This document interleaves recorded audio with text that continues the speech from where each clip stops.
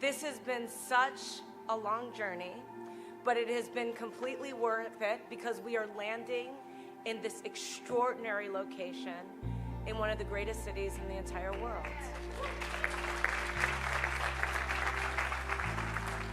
We couldn't be more excited to call Los Angeles the home of the Lucas Museum of Narrative Art. And George and I personally have thought about this a lot, had so many conversations, so many moments of truth, and we have said and concluded, this is where we were always meant to be. We picked Exposition Park because we wanted a museum campus. And George talked again and again about the fact that he wanted a child to have choices when they went to visit a museum and be able to visit the great museums that are here already that stand for unbelievable great education and have become great institutions in their own right was something that we thought was very, very attractive. Part of it comes from the fact that, yes, this is an art museum, but I'm trying to position it also as an anthropological museum. Because in my feeling,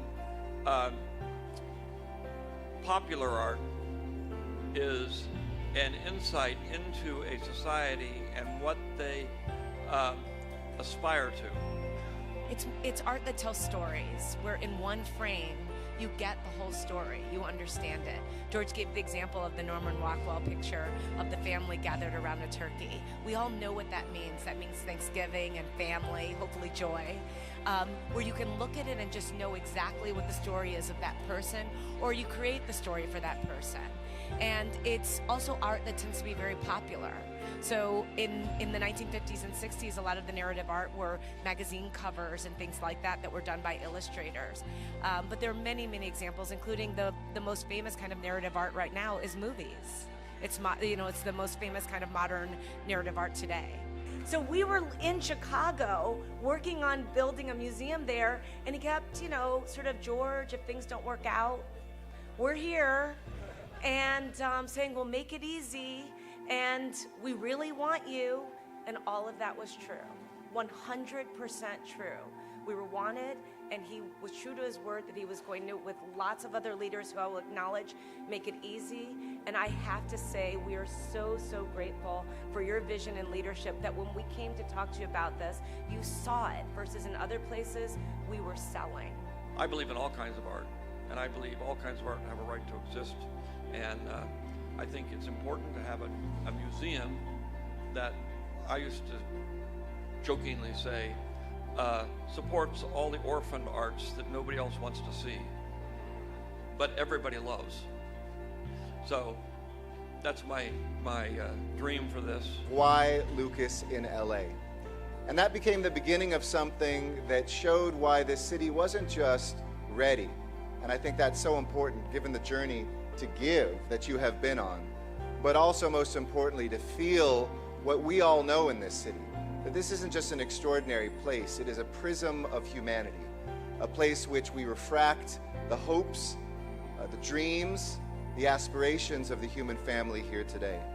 When you talked about this place, you said, imagine that a child could go into our museum and see how we imagined going into space, and then go to the other end of Exposition Park and see how we actually did it. And that's what we have here. When I think about the Lucas Museum, I think about narrative being the key through which children, young, can imagine. I think about it being the key through which adults can reimagine. It seems to me this is our opportunity to do things that we have not done in this community.